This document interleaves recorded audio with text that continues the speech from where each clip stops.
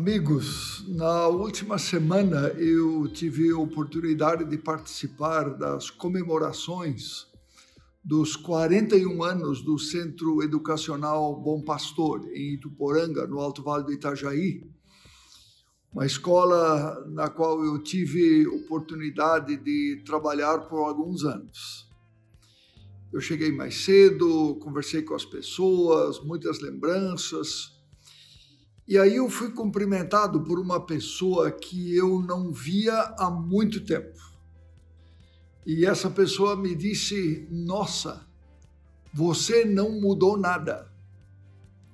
Sinceramente, eu espero que ela esteja errada e que eu tenha mudado desde a última vez que nos vimos, para melhor, evidentemente. Atribui-se a Albert Einstein a frase: "A distinção entre passado, presente e futuro é apenas uma ilusão teimosamente persistente." Para Einstein, pessoas não mudam. O que elas eram ontem, elas serão hoje e também serão amanhã. Einstein acredita que o presente e o futuro simplesmente são uma extensão do passado. Ele acredita que pessoas continuam sendo sempre do mesmo jeito. Eu espero que ele esteja errado e que seja possível mudar. Eu espero que seja possível a gente se tornar idoso sem envelhecer, por exemplo. Meus amigos, nós precisamos poder viver com uma expectativa diferente do que essa que Einstein aponta. Nós precisamos poder acordar a cada manhã com a esperança de que novos começos são possíveis e de que o hoje não precisa ser simplesmente uma cópia do ontem. Nós começamos a nossa série na semana passada conversando sobre a sociedade do cansaço. Eu mencionei aqui uma pesquisa que mostrou que 90% da população brasileira sente-se cansada de alguma maneira. E os mais cansados são pessoas com menos de 40 anos. Para o filósofo Byung-Chul Han, nós vivemos em nossos dias uma epidemia do cansaço, que não é fruto do trabalho, mas de um esgotamento produzido pela cultura do desempenho que domina a nossa sociedade. Nós fomos transformados em empreendedores de nós mesmos. O tempo todo nós somos pressionados a sermos a melhor versão de nós mesmos. A família deixou de ser um lugar de sucesso e de viver felicidade. E agora é isso que nós esperamos da carreira, do trabalho e do sucesso profissional. Por essa razão, trabalhamos tanto e cada vez mais. Quase não existe mais um lugar de trabalho, mas cada um consigo carrega o trabalho por onde quer que vá. Estamos em um trabalho total, trabalhamos full time. Já não existe mais horário de trabalho, não existe mais o liga e o desliga. Precisamos ficar ligados o tempo todo, não importa se à noite, nos finais de semana, enfim, nas férias. E o problema começa já nas escolas. Você já percebeu quantas tarefas os alunos recebem para levar para casa? Antigamente, o que se fazia em casa era relembrar o conteúdo aprendido na sala de aula. Agora, os alunos precisam fazer trabalhos sem fim em casa, tendo os pais como seus professores.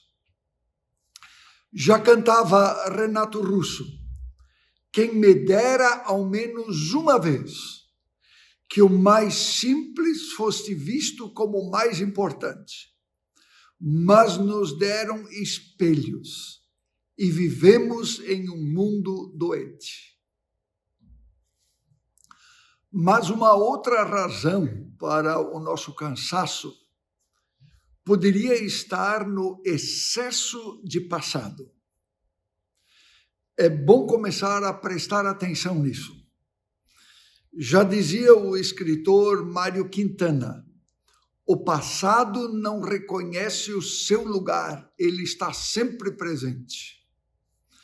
Nós nos enganamos quando pensamos de que é simplesmente possível varrer para debaixo do tapete as coisas do passado.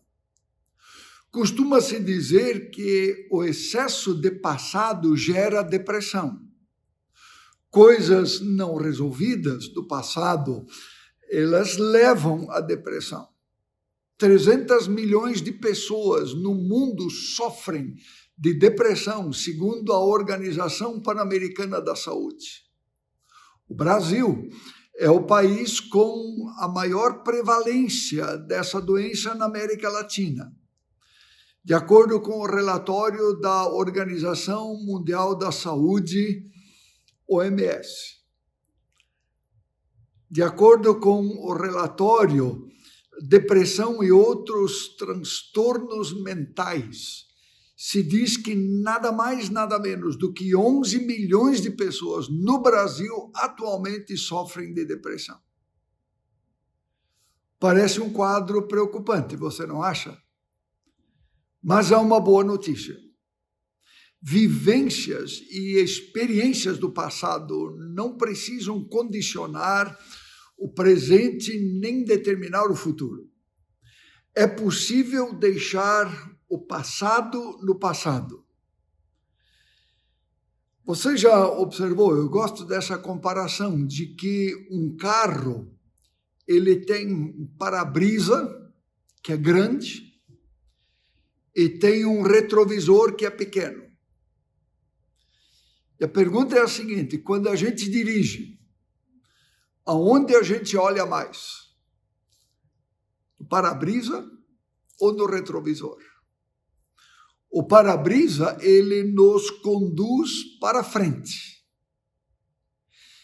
E o retrovisor, olhado de vez em quando, nos ajuda a termos os mínimos cuidados para evitar acidentes. Preferencialmente, na maioria do tempo, olhar para frente, no para-brisa. Algumas vezes, olhar no retrovisor. Mas você já imaginou o desastre se nós escolhermos como o olhar preferencial? Ficar olhando o tempo todo no retrovisor significa viver do passado. Há uma história na Bíblia de uma família. Escolhas erradas no passado e decisões equivocadas condicionaram o presente e ameaçaram o futuro daquela família. É uma história que encontramos no Antigo Testamento, no livro de Gênesis, o primeiro livro da Bíblia. Trata-se de Isaque e Rebeca e seus 2 filhos, Jacó e Esaú, que eram gêmeos. A Bíblia conta que ambos lutavam no ventre da mãe. E quando nasceram, Esaú veio primeiro e Jacó em seguida, agarrado no calcanhar do irmão. Nasceram lutando e viveram boa parte de suas vidas lutando. Os pais foram os que estabeleceram a primeira diferença, a primeira ruptura entre os filhos. Isaque amava mais a Esaú, o primogênito, e Rebeca amava mais a Jacó. Jacó nunca conseguiu digerir muito bem o fato de ele não ser o mais velho e passou a vida lutando interiormente com isso e exteriormente lutando contra o irmão e com muitas pessoas com as quais ele conviveu. Na verdade, as lutas externas eram apenas um reflexo das suas lutas internas. No momento de fragilidade, ele encontrou o irmão Esaú com fome. Quando este lhe pediu um prato de sopa de lentilhas que Jacó havia preparado, ele exigiu que seu irmão, em troca, lhe desse o direito de primogenitura. Um aproveitador. Quando o pai Isaque, já velho e cego, chamou Esaú para lhe dar a bênção reservada ao filho primogênito, com o auxílio da mãe Rebeca, ele enganou o pai e, disfarçado, roubou a bênção do seu irmão. Não é por nada que ele ficou conhecido como enganador. A partir de então, Esaú procurava uma oportunidade para matar a seu irmão. Para evitar a desgraça e salvar o filho Jacó, os seus pais o enviaram para a casa de Labão, irmão de Rebeca, que morava em Padã Arã, a 1.800 quilômetros dali. 20 anos foram perdidos. 20 anos Jacó precisou ficar longe do restante da família. É que a gente sempre precisa pagar um preço bem alto para fugir dos nossos problemas. Na casa do tio Labão, as coisas também não eram fáceis e não andaram bem. Lá, Jacó encontrou um enganador maior do que ele. Pelas duas filhas do tio, Lia e Raquel, com quem casou, ele teve que trabalhar 14 anos, enganado que foi. Um enganador sempre encontra outro enganador. Um mentiroso sempre encontra outro mentiroso maior.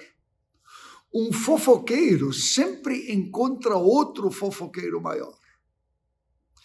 Mas também na casa do tio Labão, como eu disse, as coisas chegaram num ponto onde elas ficaram insustentáveis 20 anos depois. E Jacó decide seguir um outro caminho. Mas ali, enquanto ele tenta continuar fugindo, a graça de Deus o alcançou. Jacó seguiu o seu caminho e os anjos de Deus vieram ao encontro dele. Um encontro com Deus. Não sabemos os detalhes desse encontro, mas encontros com Deus transformam. Possibilitam novos começos e dão uma nova direção para as nossas vidas. E nesse encontro com Deus, Jacó toma uma decisão, humanamente falando, inesperada. Veja, Jacó enviou adiante dele mensageiros a Esaú, o seu irmão.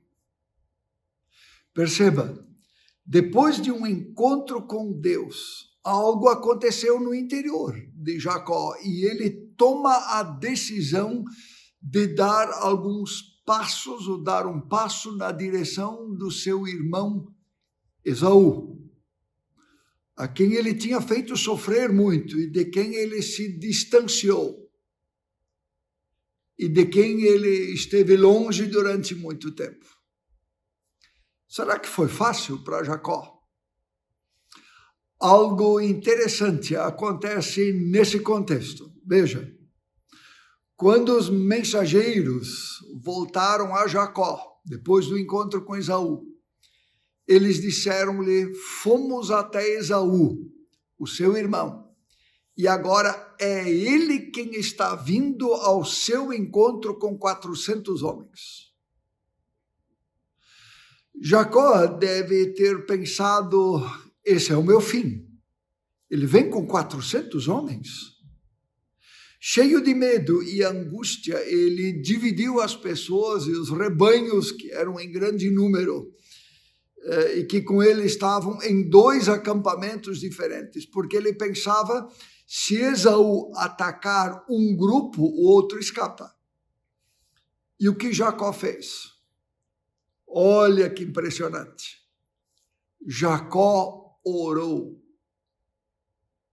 Jacó orou.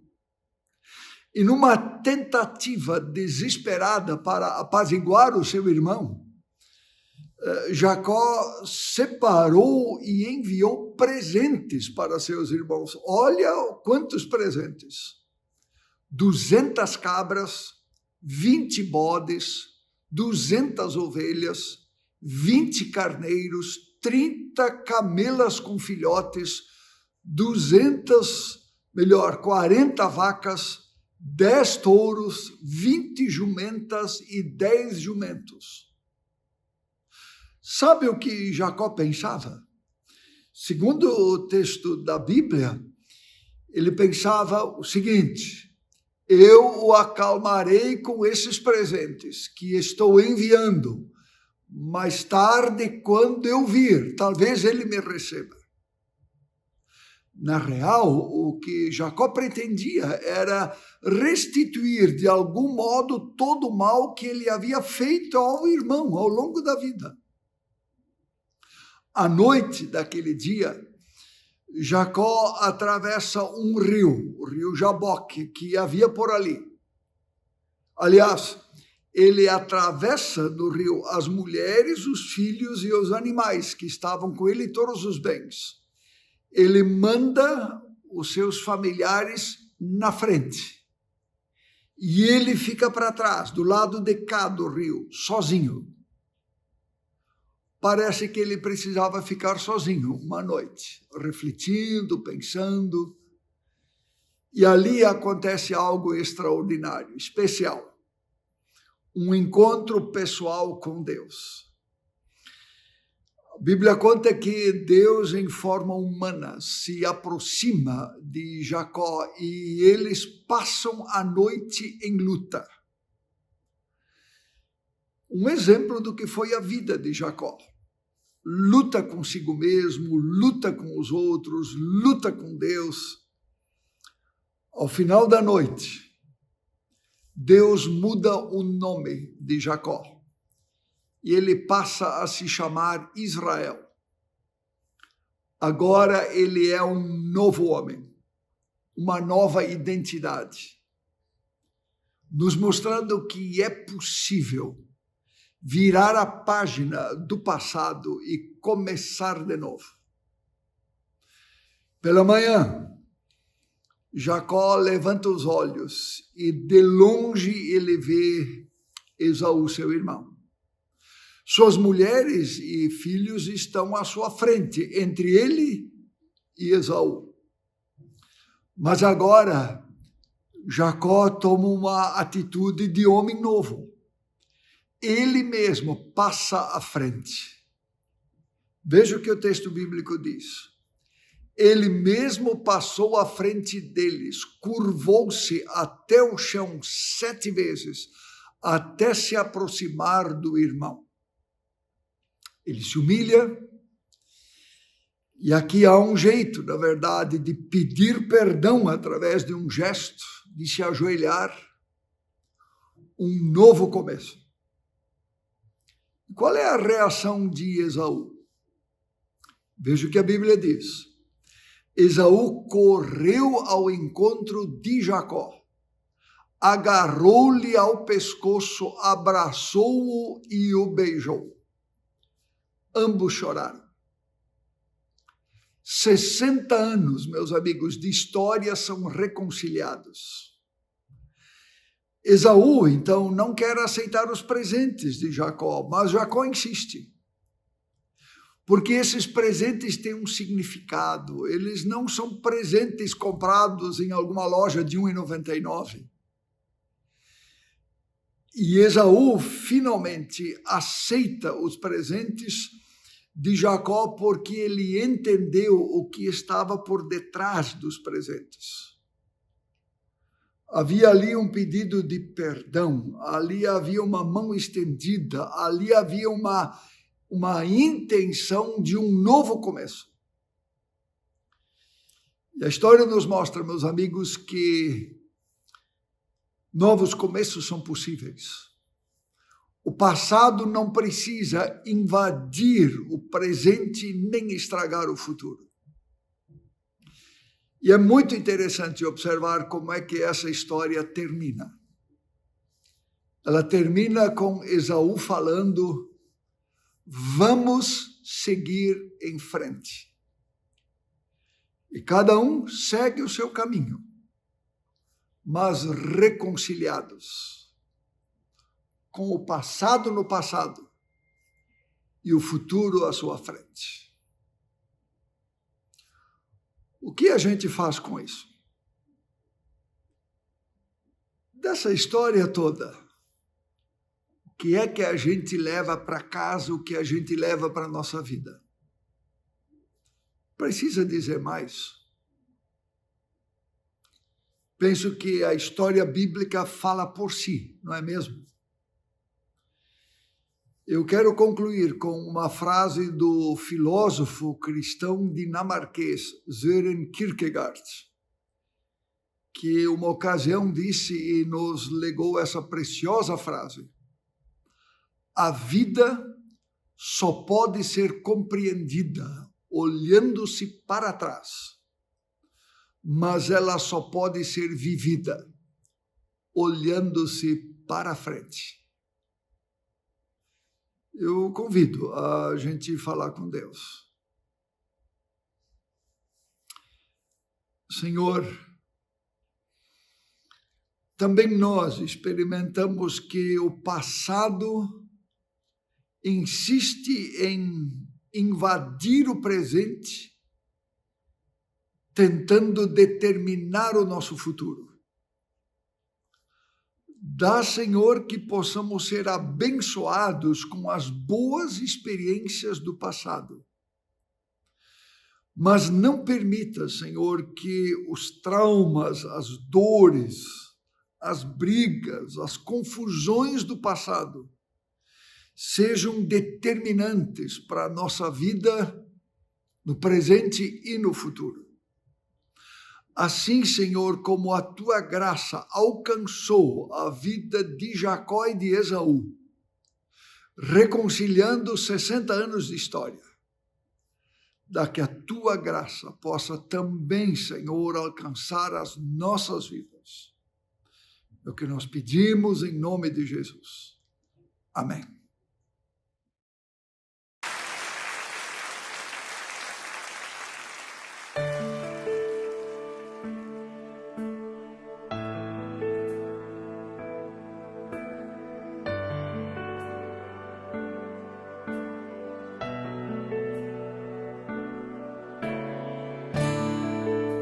Te dou meu coração e tudo que há em mim.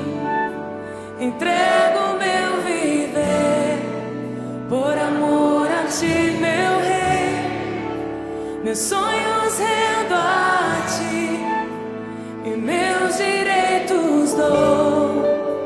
O orgulho vou trocar pela vida do Senhor.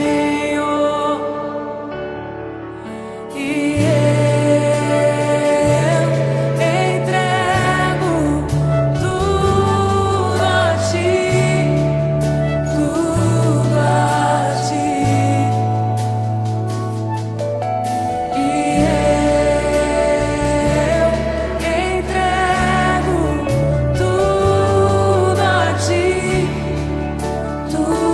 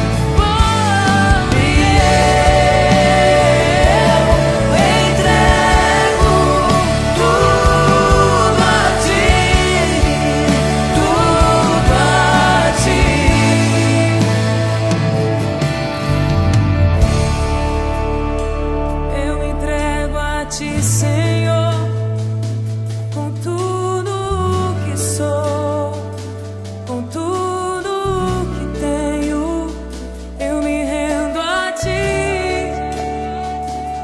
Corpo, alma e espírito, eu me rendo a ti, Espírito. Oh, vem sobre mim, eu me rendo a ti, Senhor. Oh, yeah. Eu me rendo a ti, eu me rendo somente a ti.